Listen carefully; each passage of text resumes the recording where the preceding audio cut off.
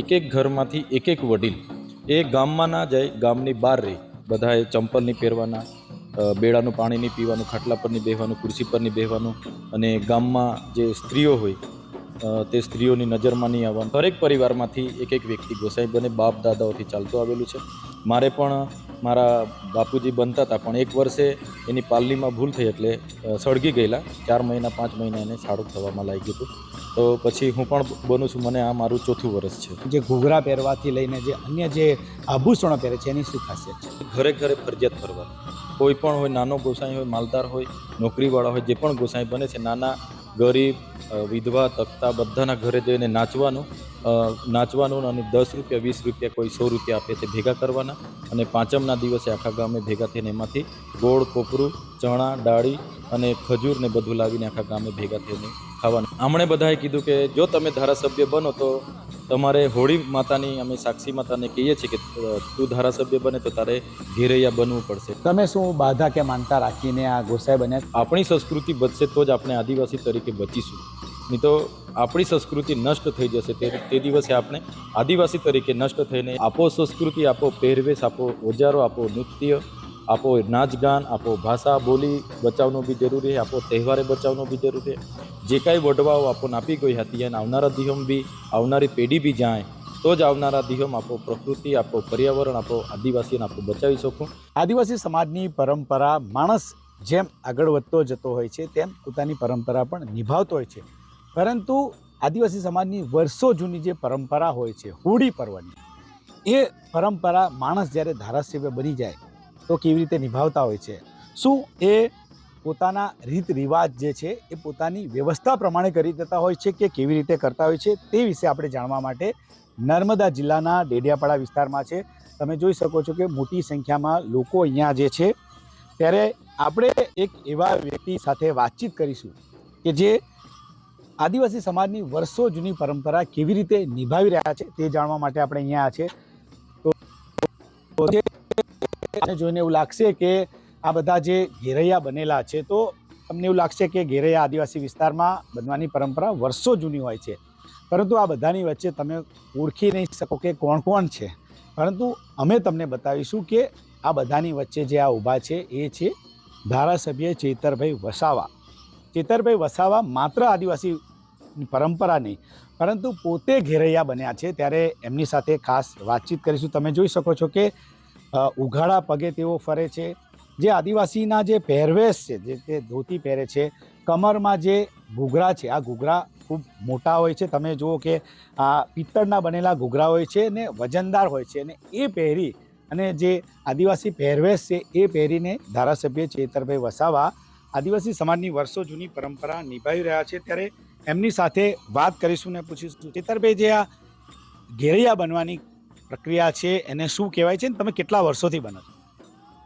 આ ઘેરૈયા બનવાની પ્રક્રિયા એવી છે કે અનાદિ કાળથી જ્યારે અમારા આદિવાસી સમાજ જ્યારે ખેતી અને ધાન્ય પાકોની શોધ થઈ, આશરે 10 થી 15 હજાર વર્ષ પહેલાં, ત્યારે આ પાકો પકી જાય, જ્યારે ફાગણ મહિનો બેસે એટલે ખેતરમાંથી બધું ઘરે લાવે, અને ઘરે લાવ્યા બાદ એ હિજારી બનાવે, ટોપલીમાં બાંધીને યામોગી માતા દેવમોગરા ખાતે એને અર્પણ કરવા જાય. એટલે તમામ મહારાષ્ટ્ર, મધ્યપ્રદેશ અને ગુજરાતના તમામ આદિવાસીઓ જે ફાગણ સુદના જે ત્યાં ભેગા થાય, અને ભેગા થઈને પોતાનું જે ખેતરમાં જે ધાન્ય પાક્યું હોય ત્યાં વિધિ કરે કે ભાઈ કીડી મકોડી, જીવજંતુ, જાનવર, પશુ પક્ષી જેણે પણ ખાધું અને બીજું વધ્યું છે તે અમે અમારા જીવન માટે અમે ઉપયોગ કરીશું. અને એ ત્યાં યામોગી માતાને ત્યાં મૂકે, અને કણી કંસારી, યામોગી માતાના હાથમાં કણી છે, ડાંગર છે, જુવાર છે, મકાઈની હાથમાં છે, એ કણી કંસારી માતા કહેવાય. ત્યાં બધા ભેગું કરે અને એ મોઠડીમાં પછી માતા પાછું આપે, એને લાવીને મૂકી દે, મોભિયામાં બાંધીને એને ચોમાસામાં પાછું વાવેતર કરે, એટલે એનાથી કણમાંથી મણ પાકે. તો એ હોળીના 15 દિવસ પહેલાં ચાલતા જઈને હિજારી ત્યાં મૂકી આવે, અને ચાલતા આવીને પછી એક ઘરમાંથી એક વડીલ એ ગામમાં ના જાય, ગામની બહાર રહે.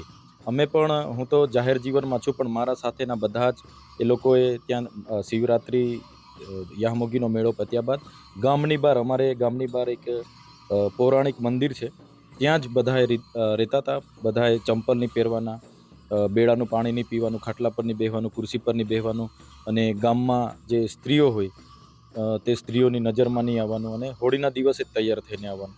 ને એની આખી રીત એવી છે કે વડીલો પ્રકૃતિની એક અમારી હોળી એ ફલસી હોળી કહેવાય છે, જે ફસલી હોળી કહેવાય. જે ફસલો પાકે એને હોળીમાં અમે પધરાવીએ છીએ. એમાં મકાઈ, જુવારના ફૂલ, પછી ચણા, પછી તુવેર, પછી ડાંગર, બધા પાકો અમે હોળીના દિવસે ઘરે ઘરેથી ટોપલીમાં લાવીને હોળીની દેવતામાં નાખીએ છીએ અને એનો ઉત્સવ મનાવીએ છીએ.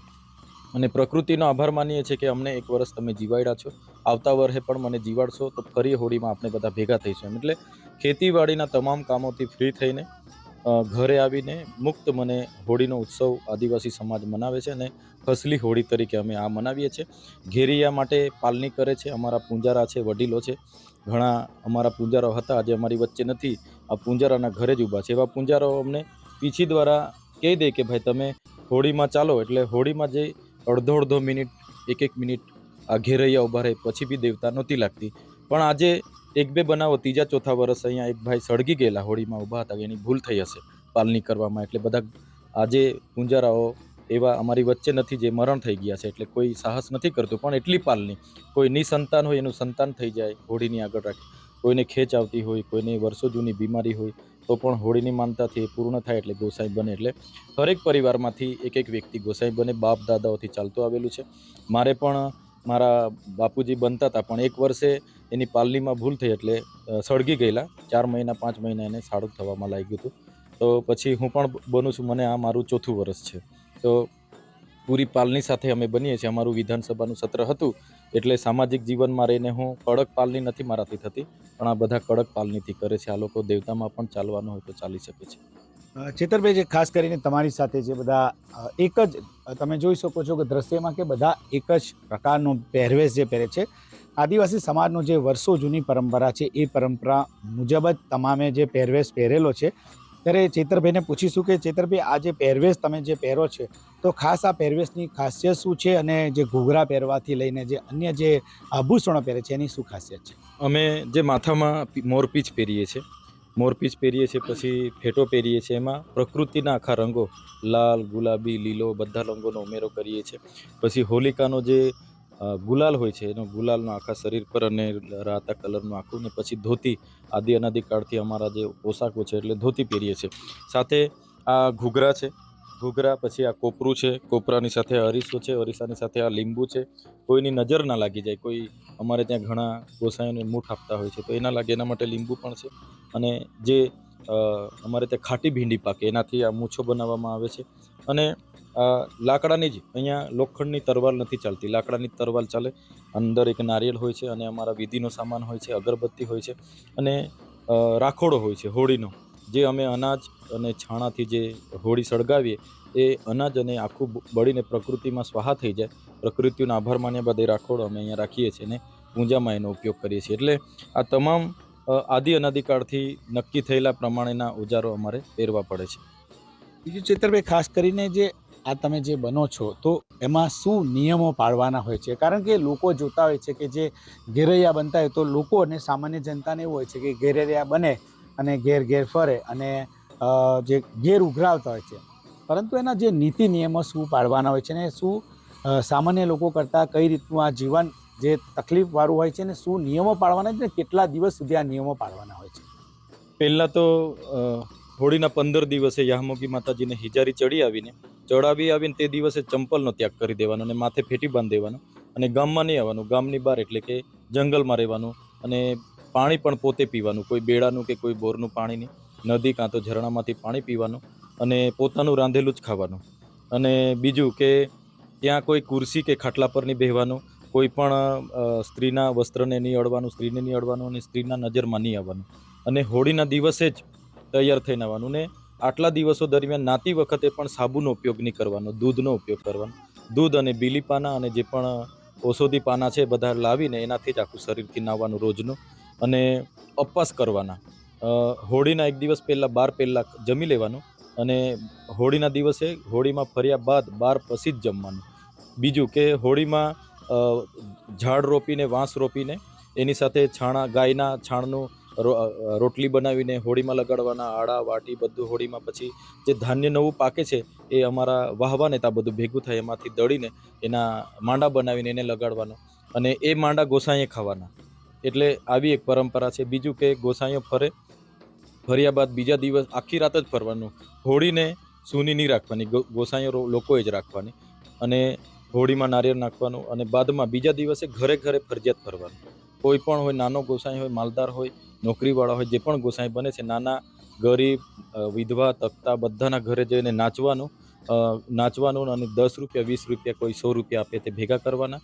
અને પાંચમના દિવસે આખા ગામે ભેગા થઈને એમાંથી ગોળ, કોપરું, ચણા, ડાળી અને ખજૂર ને બધું લાવીને આખા ગામે ભેગા થઈને ખાવાનું. એટલે આજે ગોસાઈ બન્યા, હોળી ગઈ એટલે અમે અડધા ચોથા દિવસે નાશે, અડધા ત્રીજા દિવસે ને અડધા પાંચમના દિવસે નાઈને પછી આ છેલ્લા દિવસે બધા ભેગા થઈને પૂર્ણ કરશે. અને હોળીમાં જે દેવતા હોય છે એમાં જે નીચે દાટે છે એ દાટવાનું પણ છેલ્લા દિવસે ખોદીને કાઢે છે, એવું છે.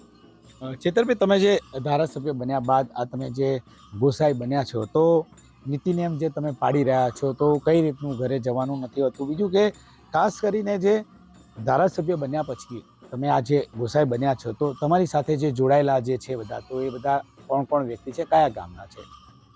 મારી સાથે આખા ગામના છે. મારા ફાધર બનતા હતા, એટલે વારસાગત રીતે મારા પપ્પા બનતા હતા. પછી 2022માં અહીંથી મને તડીપાર કરવા માટે આવ્યા હતા. એટલે હું મોવી ખાતે રહેતો હતો, એટલે ગામના બધા જ ગોસાઈઓ આવ્યા હતા. એટલે એમણે પછી મને મળવા માટે આવ્યા હતા. એટલે એમણે કીધું કે તમારા મનમાં આજે શું ઈચ્છા છે, તો અમે બધા ગોસાઈ આવ્યા છે, તો મેં કીધું મારા મનમાં હું છે ને આ વર્ષે વિધાનસભા લડવાનો છું, અને મારી ઈચ્છા છે કે હું ધારાસભ્ય બનું. તો આમણે બધાએ કીધું કે જો તમે ધારાસભ્ય બનો તો તમારે હોળી માતાની, અમે સાક્ષી માતાને કહીએ છીએ કે તું ધારાસભ્ય બને તો તારે ઘેરૈયા બનવું પડશે. એટલે 2000 પછી તે જ વર્ષે મને એકવાર ગોસાઈ બનાવ્યો હતો, 2022ની આપણે માર્ચમાં, કે તે જ દિવસે આ લોકો ગોસાઈ બનાવી લાવ્યા. અને પછી મને કીધું કે સપ્ટેમ્બર ઓક્ટોબરમાં જે વિધાનસભા આવે છે, તું જીતે એટલે તારે કાયમવાર પછી ધારાસભ્ય પપ્પાની જગ્યાએ ઘેરૈયા બનવાનું. એટલે એ રીતે બધાના કોઈની માનતા હોય, કોઈના નિસંતાન થતા હોય, કોઈના વળી બાપ દાદાએ કીધું હોય કે મેં મરી જામ તો તારે ગોસાઈ બનવાનું, એમ કરીને આ જેટલા પણ ગોસાઈઓ છે અમારા ગામના છે, ને બીજા બી ઘણા છે, પણ એ પોતપોતાની રીતે ઘેર ફરવામાં ઘરે ઘરે ફરી રહ્યા છે. એટલે ઘણા ગોસાઈઓ છે, ને બધા પાલનીવાળા, ને અઠવાડિયા 15 દિવસથી પાલની કરીને, મતલબમાં વિપસ્ન્યા જેવું 15 દિવસ સુધી મંથન કરીને, ચિંતન કરીને આ હોળીમાં ભેગા થાય. પોતાના બાપ દાદાઓ, પોતાના વડવાઓ અહીંથી મરી ગયેલા છે, પૂંજારાઓ, બધાને યાદ કરે, એના નામના પૂંજમે કે શાક પાડે, અને એમનો પ્રકૃતિનો આભાર માને કે અમને આટલા સુધી જીવાડ્યા છે, અમને પૂરતું ભોજન, પાણી બધું તે પૂરું પાડ્યું છે, બદલ પ્રકૃતિની માનતા રાખીને આ ઘેરૈયા બને છે. ચેતરભાઈ વસાવા ધારાસભ્ય બની ગયા, અત્યારે તમે ગોસાઈ બન્યા છે, તો સામાન્ય રીતે જે અન્ય લોકો હોય છે તો ગોસાઈ બનતા હોય છે, કે જે સામાન્ય લોકો કહે છે કે ઘેરૈયા બનતા હોય છે, તો કોઈ માનતા કે બાધા એવું રાખતા હોય છે.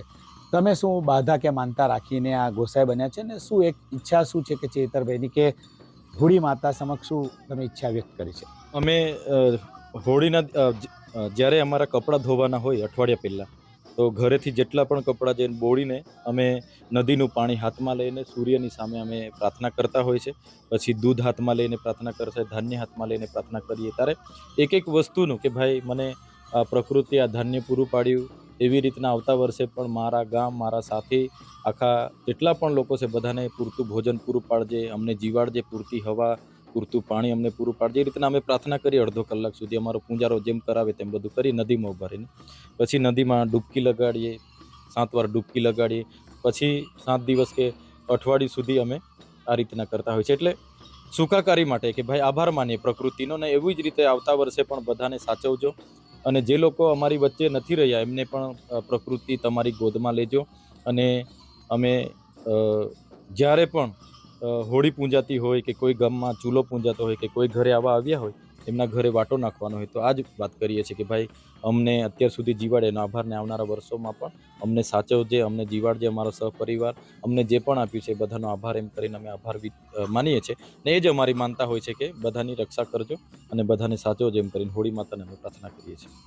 ચેતરભાઈ, છેલ્લો એક સવાલ પૂછીશું કે આદિવાસી યુવાનો એમને શું એક ધારાસભ્ય ચેતર વસાવાની શું સલાહ છે પોતાની સંસ્કૃતિને લઈને, કે તમે ધારાસભ્ય બન્યા બાદ પણ આદિવાસી સમાજની જે સંસ્કૃતિ છે તેને પરંપરાને આગળ નિભાવી રહ્યા છે, પરંતુ સાથે સાથે એનું પાલન પણ તમે જાતે કરો છો. તમે કોઈને કહેતા નથી કે આ કરો.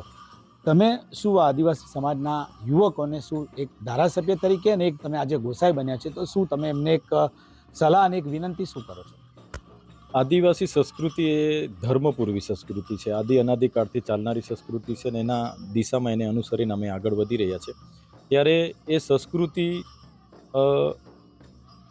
ખૂબ સારી સંસ્કૃતિ છે, જે પ્રકૃતિને બચાવવાની વાત કરે છે, પર્યાવરણ બચાવવાની વાત કરે છે, આદિવાસી બચાવવાની વાત કરે છે. એ સૂર્ય, ચંદ્ર, ગગન, વાયુ, નદી, નાળાને પૂંજે છે. અમે હોળીમાં આવીએ પહેલાં અમારા આજુબાજુના દેવોને પૂજીએ છીએ, જેમ કે વાઘદેવ છે, હિમાલય દેવ છે, અહીંયા ગોમાણ દેવ છે, અમારે આ દેવટકરી છે, પછી આ રાહ ડોગરી છે, બધા દેવોને અમે યાદ કરીએ છીએ. એનો અહેસાસ અમને થાય છે. કાળિયા ભૂતને યાદ કરીએ છીએ અને આજે પણ અનાજ ખેતરમાંથી પાકે એટલે પહેલાં એને યાદ કરવામાં આવે છે, પ્રકૃતિને, કે ભાઈ જીવજંતુએ ખાધું, પશુ પક્ષી એ ખાધું, જાનવરોએ ખાધું, અને જે અમારા ભાગે વધ્યું અમે ઘરે લઈ જઈએ. તો યુવાનોને કહીએ કે આ સંસ્કૃતિ આવનારા દિવસોમાં બચશે તો જ પર્યાવરણ અને સૃષ્ટિ બચશે, અને આપણી સંસ્કૃતિ બચશે તો જ આપણે આદિવાસી તરીકે બચીશું. નહીં તો આપણી સંસ્કૃતિ નષ્ટ થઈ જશે. તે દિવસે આપણે આદિવાસી તરીકે નષ્ટ થઈને એક સુધારેલા વર્ગમાં આપણે જતા રહીશું. એટલે તે દિવસે આદિવાસી પણ નહીં રહેશે અને આદિવાસી તરીકેની ઓળખ પણ મટી જશે. એટલે આપણી સંસ્કૃતિ જળવાઈ રહી, સાથે સાથે આપણા જે પણ અંધશ્રદ્ધાઓ છે, જે પણ વ્યસનો છે, કુટેવો છે, કુરિવાજો છે, જેવી દૂષણો પણ દૂર થાય એવી આપણા માધ્યમથી યુવા વર્ગને અમે અપીલ કરીએ છીએ. આ જ અપીલ ચેતરભાઈ એક આદિવાસી સમાજની ભાષામાં, એટલે કે જે અહીંયા જે આપણા આદિવાસી સમાજની ભાષા બોલે છે એ ભાષામાં તમે એક ગુજરાત તકના માધ્યમથી શું કહેશો યુવાનોને, જો ટૂંકમાં કહીએ તો?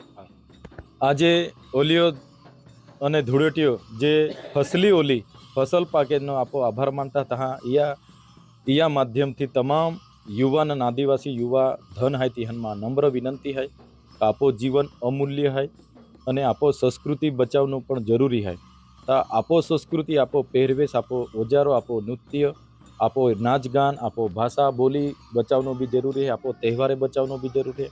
જે કાંઈ વડવાઓ આપો નાપી ગઈ હતી એને આવનારા દિહોમ બી આવનારી પેઢી બી જાય તો જ આવનારા દિહોમ આપો પ્રકૃતિ, આપો પર્યાવરણ, આપો આદિવાસીઓને આપો બચાવી શકું.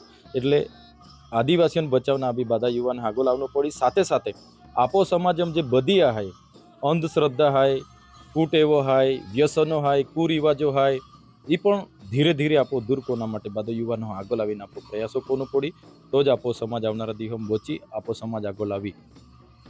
તો આ હતા આમ આદમી પાર્ટીના ધારાસભ્ય ચૈતર વસાવા, જે હાલમાં તમે જોયું કે તેઓ જે આદિવાસી સમાજની વર્ષો જૂની જે પરંપરા છે એ નિભાવી રહ્યા છે. તેઓ પોતે ઘેરૈયા બન્યા છે અને લોકોના ઘરે ફરી રહ્યા છે, અને જે ઘેરૈયાને જે ઘેર મળે એમાંથી તેઓ જીવન જીવે છે અને જે ઘેરૈયાના તમામ નીતિ નિયમો છે તેઓ પાડી રહ્યા છે.